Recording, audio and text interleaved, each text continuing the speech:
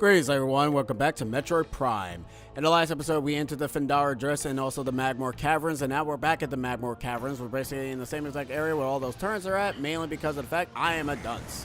We're actually not supposed to be heading into that, to the Fendara Drifts just yet. We're actually supposed to be heading into the Fendara Drifts a little bit later, and I am a reckless little— open the door! Thank you. Anyways, I am a reckless person. This looks very, interesting. What does this say? Bendesium frame. We can't do anything about that. Bendesium we cannot break at all. We're gonna have to end up waiting for a specific thing. Sorry, I'm just adjusting my mic like a professional little bum.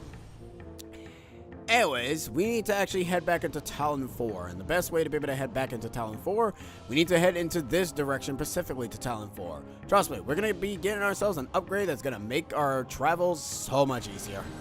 Trust me. You're gonna love this. It's actually, funny enough, a thing that's not in the 2D games for obvious reasons, because to be perfectly honest, the 2D games as they're giving you something even better, but you know, why not? Anywho, let's actually get this item out of the way.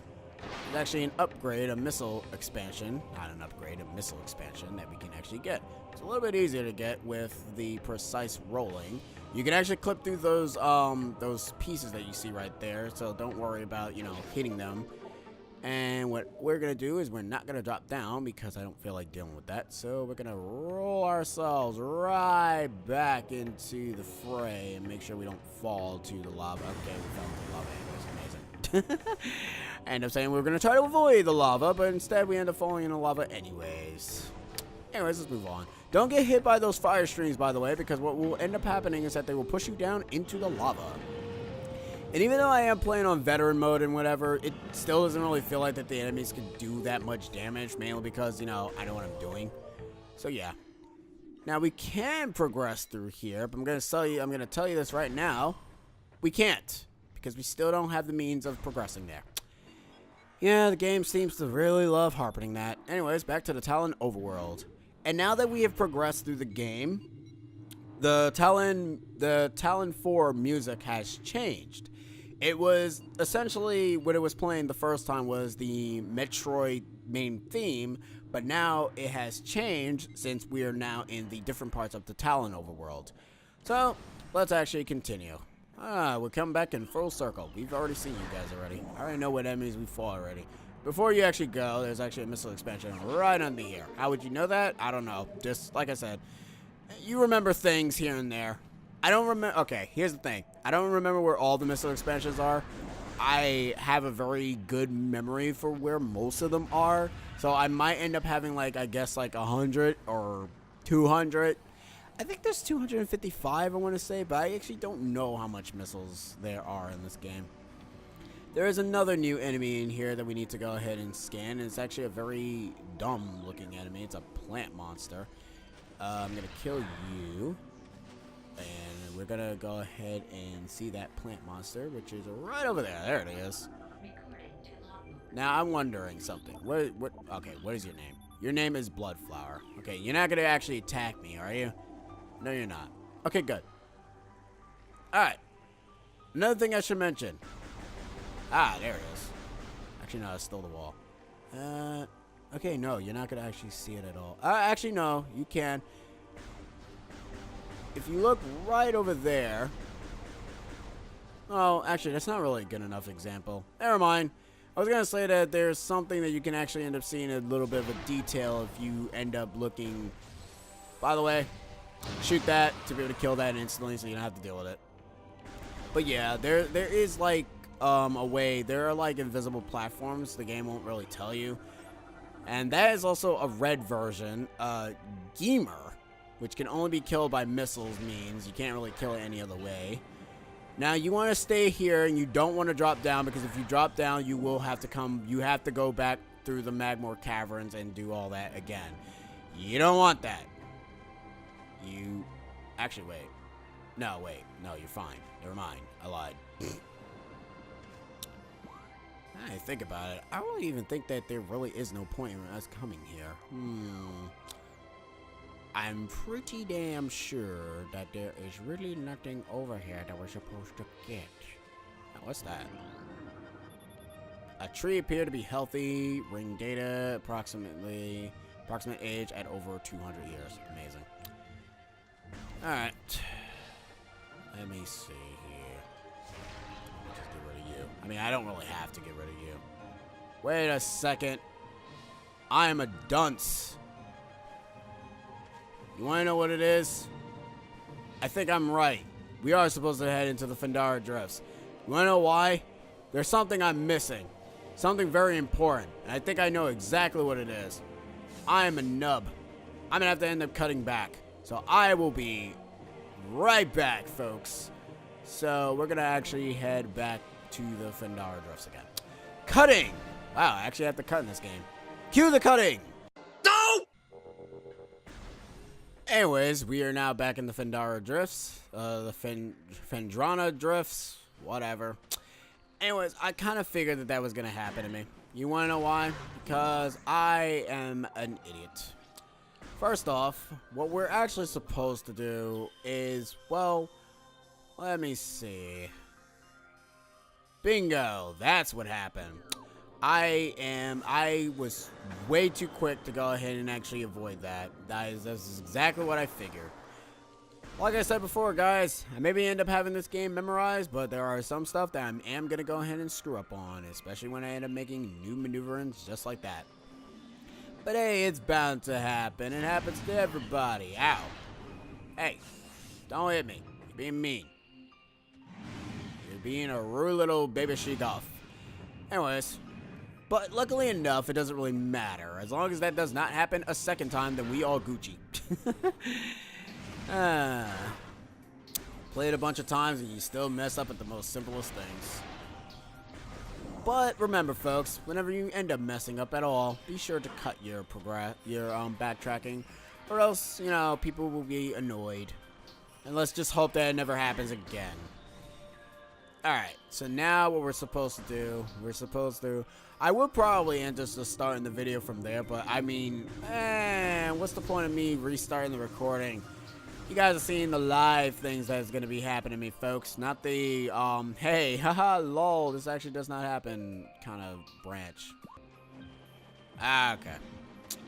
It's right over here. That's where it was.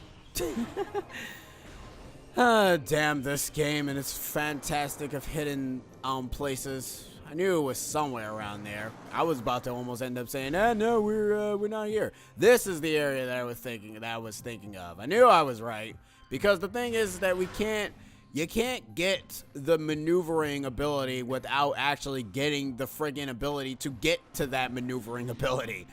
So yeah. My bad, guys. That was really totally my fault. I apologize, but it happens. As long as I end up cutting out my mistakes, you guys won't really have to realize how stupid that was.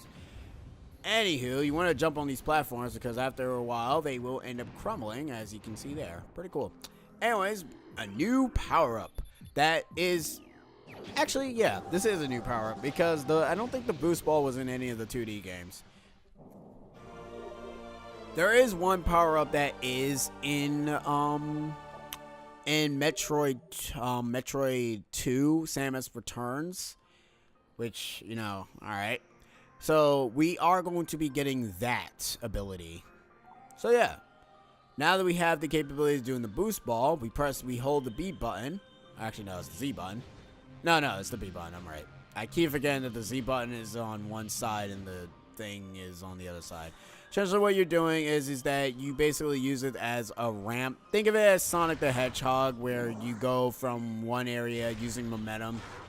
That's essentially what you're doing. Now, we needed the boost ball to be able to actually get up on top of that Pacific ramp that is in the beginning area of Tallon, the Tallon overworld. So now we're going to actually head back there. And before I cut, there is one thing that is going to have... Wait a minute. What is in here? Is there something important in here? Anything? Anything at all? No? Nothing? Alright, cool. Wait, hold on. Let me just scan, make sure. Don't want to miss anything. Alright, cool. See you guys later. By the way, those guys fall back asleep after a while. Also, you end up seeing a whole crap load of enemies. Anyways, we're gonna see this this cutscene here, and then we're gonna cut back to the beginning area of Tallon IV.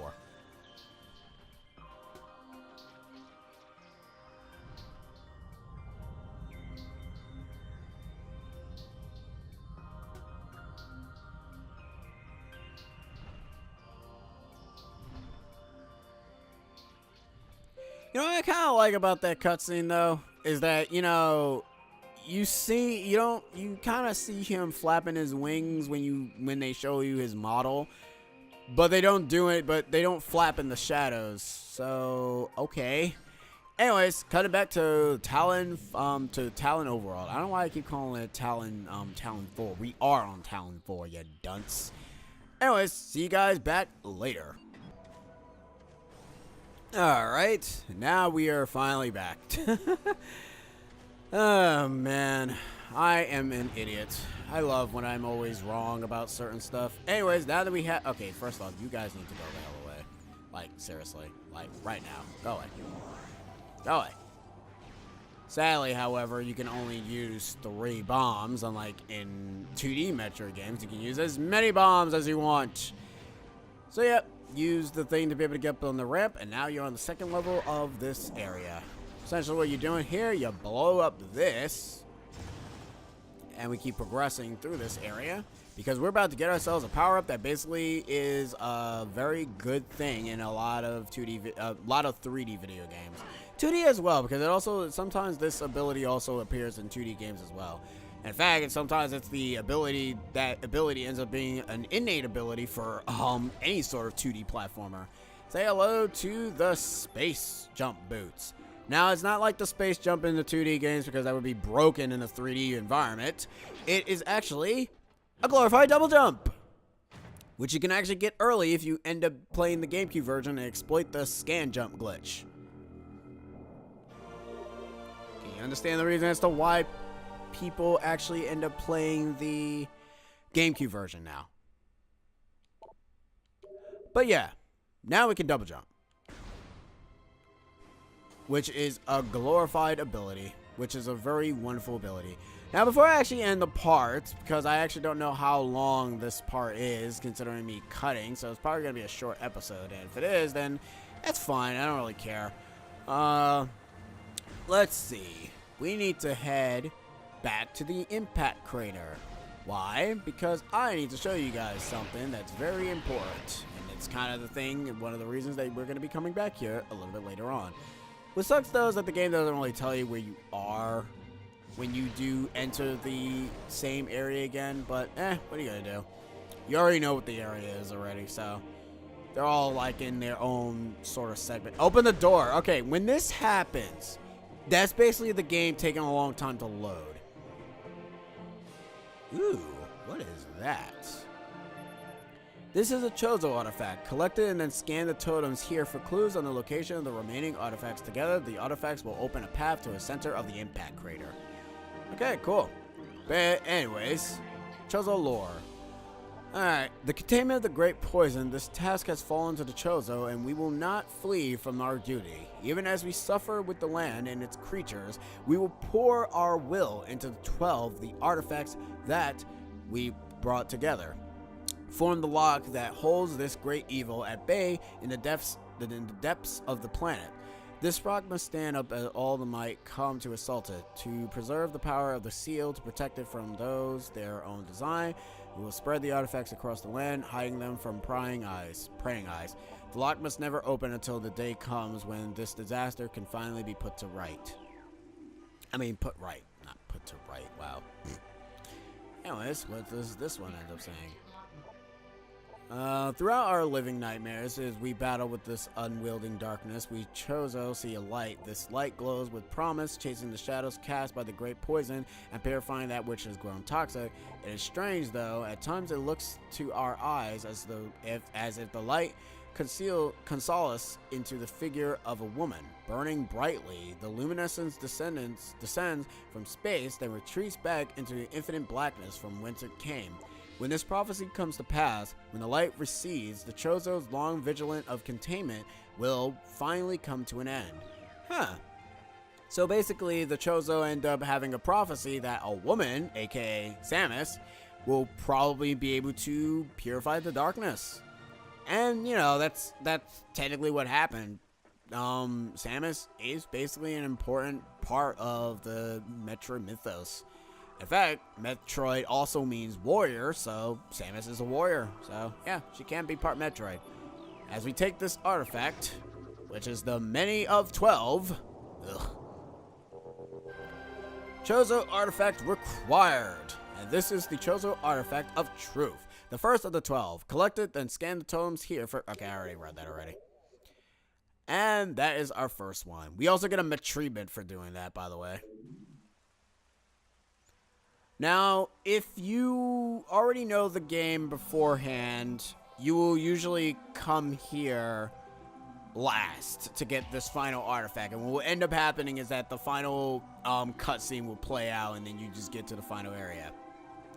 Now, these are the 12 totems. You need to scan all of them to be able to go ahead and get the indication of where they all are. Of course, that one is the truth because we already have that one. The ones that are red are basically the ones that you're going to be looking at. This one is, we have to, the thing is though, you don't have to scan these. You really don't, because what's going to end up happening is that these totems, when you get the artifacts, they will automatically be scanned into your log. So you actually don't have to go ahead and scan them. But considering, you know, for Let's Play's sake, I'm not going to actually scan them because I'll be here forever.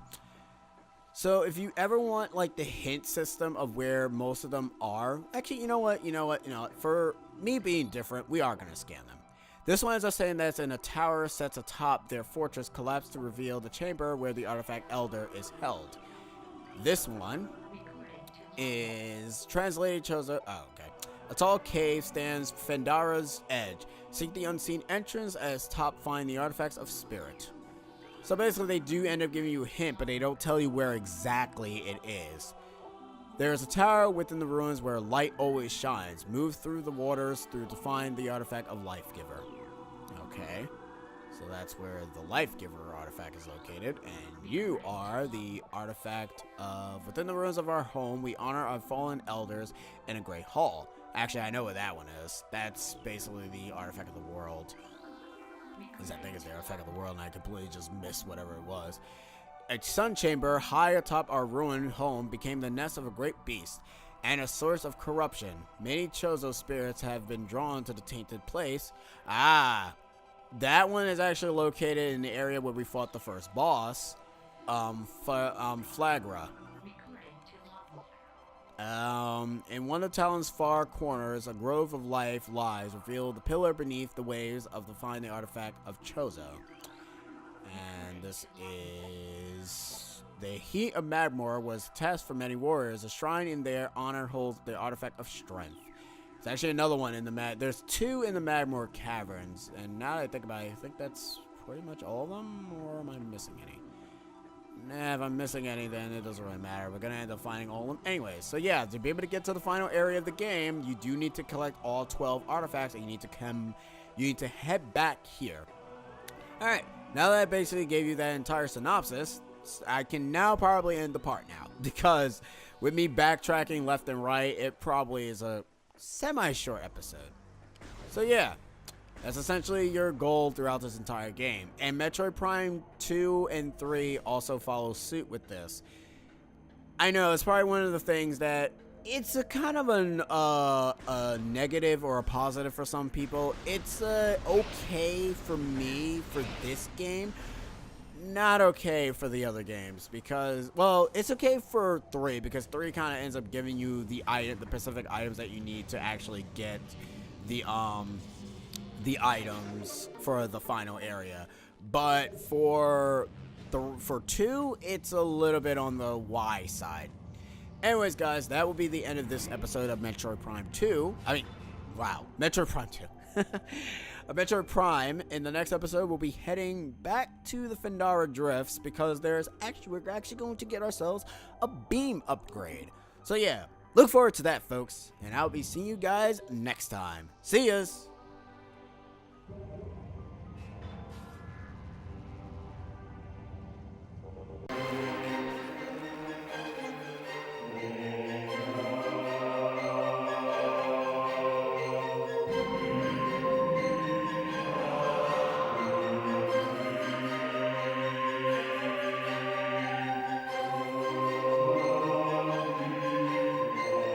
Bye.